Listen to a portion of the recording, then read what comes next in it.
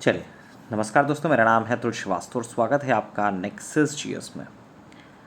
समीक्षा अधिकारी re examination, जिसका एग्जामिनेशन है दिसंबर 2024 में, उसके लिए लगातार टेस्ट सीरीज़ चलाई जा रही है। अगर ये टेस्ट सीरीज़ अगर लगातार आप सॉल्व करते हैं और पूरे प्रश्नों को सॉल्व करते हैं दिसंबर तक, तो समीक्षा अधिकारी में जीएस पार्ट में करीब 140 प्रश्न आते हैं, जिनमें 70 प्रश्न आपको इसी सीरीज़ से मिल जाएंगे।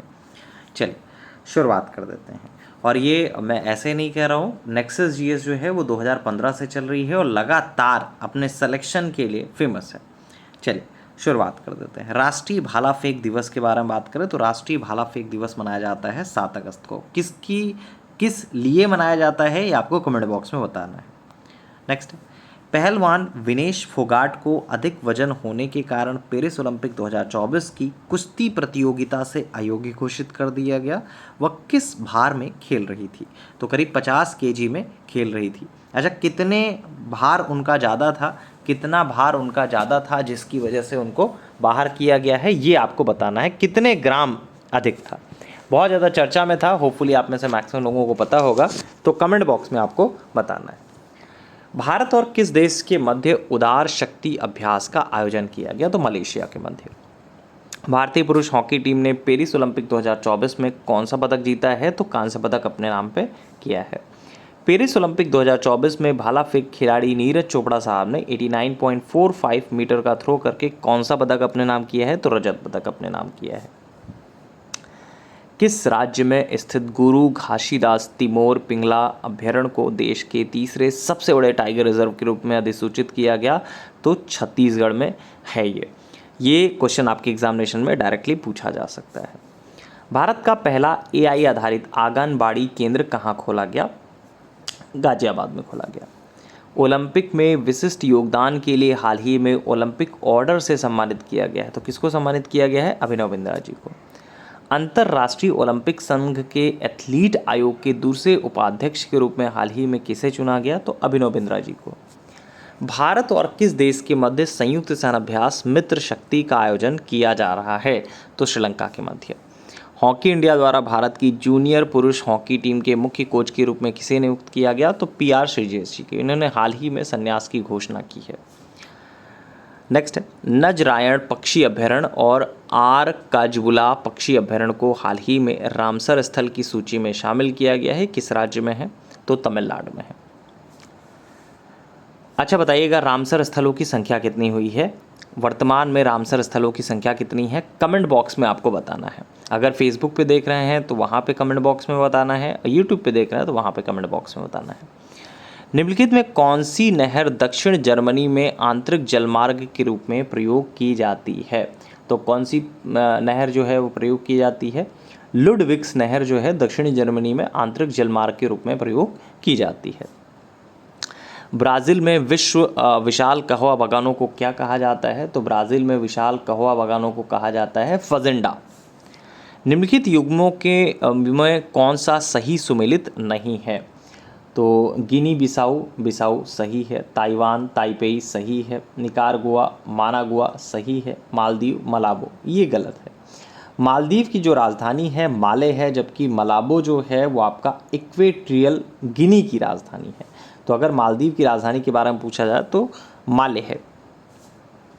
हवा में तैरते हुए श्वसनीय सूक्ष्म कणों का आकार होता है। तो हवा में तैरते हुए श्वसनीय सूक्ष्म कणों का आकार क्या होता है? 5 माइक्रोन से कम होता है। डी ऑप्शन सही होगा। देखिए, इसमें से जितने भी प्रश्न आपको आ रहे हैं वो आपको ठीक है, जो प्रश्न नहीं आ रहे हैं वो अपनी कॉपी पर नोट डाउन कर लीजिएगा। ये आपको एग्ज़ाम टाइम बहुत ज़्यादा काम देंगे और मैं श्योर हूँ इस चीज़ के लिए कि 140 में से 70 प्रश्न आपको डायरेक्टली इसी सीरीज़ से आपको मिल जाएंगे। कथन और कारण वाले प्रश्न हैं। और भारत में जलवायु जो है परिवर्तन से सामाजिक तनाव बढ़ रहा है, सही है।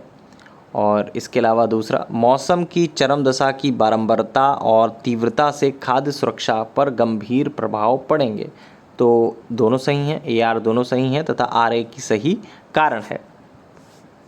निम्नलिखित में कौन सा भारत में स्थापित प्रथम राष्ट्रीय उद्यान है? तो प्रथम राष्ट्रीय उद्यान कौन सा है? जिम कॉर्बेट राष्ट्रीय उद्यान। देखिए, भारत के प्रथम राष्ट्रीय उद्यान की जो स्थापना है वर्ष 1936 में हैले राष्ट्रीय उद्यान के रूप में हुई थी। यह उद्यान अब जिम कॉर्बेट राष्ट्रीय उद्यान के नाम से लोकप्रिय है। निम्नलिखित में कौन सा जीव से जैवमंडल तक जैविक संगठन का सही क्रम है? तो जैविक संगठन का सही क्रम कौन सा है? इसमें जनसंख्या, पारिस्थितिकी तंत्र, समुदाय, भूदृश्य गलत है। भूदृश्य, समुदाय, पारिस्थितिकी तंत्र, जनसंख्या गलत है। जनसंख्या, समुदाय, पारिस्थितिकी तंत्र और भूदृश्य ये आपका पूरी तरह से सही है। सी ऑप्शन सही होगा। सबके लिए सतत ऊर्जा दशक पहल है। तो सबके लिए सतत ऊर्जा जो दशक है वो किस चीज़ की पहल है? ये आपका संयुक्त राष्ट्र संघ की पहल है। नेक्स्ट है, निम्नलिखित में से किसे वायुमंडल के प्राकृतिक संतुलन के लिए कार्बन डाइऑक्साइड की उपयुक्त सांद्रता मानी जाती है? तो 0.03 को मानी जाती है। नेक्स्ट है, जैव विविधता को अधिकतम संकट है। तो जैव विविधता को जो अधिकतम संकट है किस चीज़ से है? प्राकृतिक निवास और वनस्पतियों के विनाश से। पहला ही ऑप्शन सही हो जाएगा। निम्नलिखित में कौन से जलवायु परिवर्तन के प्रमुख कारक हैं? तो कौन से इसमें कारक हैं? जीवाश्म ईंधन का अधिकाधिक प्रज्वलन सही है आपका। तैल चलित स्वचालित की संख्या विस्फोटन ये भी सही है आपका। सौर धधक में वृद्धि ये गलत है। अत्यधिक वनोन्मूलन ये भी सही है। तो इसमें हो जाएगा 1, 2 और 4 मतलब बी ऑप्शन सही हो जाएगा। निम्नलिखित में कौन सा सही सुमेलित नहीं है? इसमें से कौन सा सही सुमेलित नहीं है?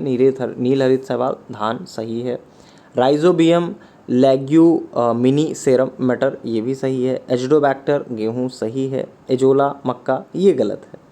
देखिए, एजोला, एनाबिना, नास्टॉक, नील हरित शैवाल आदि धान की फसल में नत्रजन स्थिरीकरण को बढ़ावा देते हैं और ये जैव उर्वरक की तरह कार्य करते हैं। राइजोबियम लेग्यूमिनेरस मटर की फसल है, जबकि जो एजोडोबैक्टर है वो गेहूं की फसल में नत्रजन स्थिरीकरण कारक होता है। निम्नलिखित में से किस पारिस्थितिकी तंत्र में पौधों का जैविक पदार्थ अधिकतम होता है या है? तो उष्णकटिबंधीय वर्षावन में अधिकतम होता है। भारत सरकार ने वन संरक्षण अधिनियम किस वर्ष अधिनियमित किया था? तो 1980 में अधिनियमित किया था। रानी झांसी समुद्री राष्ट्रीय पार्क की स्थापना कब हुई थी? तो 96 में हुई थी, 1996 में हुई। निम्नलिखित ईंधनों में कौन न्यूनतम पर्यावरणीय प्रदूषण उत्पन्न करेगा? तो हाइड्रोजन जो है, हाइड्रोजन को छोड़कर शेष दिए गए जो ईंधन है वो आपका अस्वच्छ ईंधन है। इनके दहन से carbon monoxide, carbon dioxide, nitrogen के विधिक ऑक्साइड आदि का उत्सर्जन होता है, जिससे पर्यावरण दूषित होता है। और इसके विपरीत हाइड्रोजन के दहन से जल उत्पन्न होता है जो प्रदूषक नहीं है। तो हाइड्रोजन इसका आंसर सही होगा।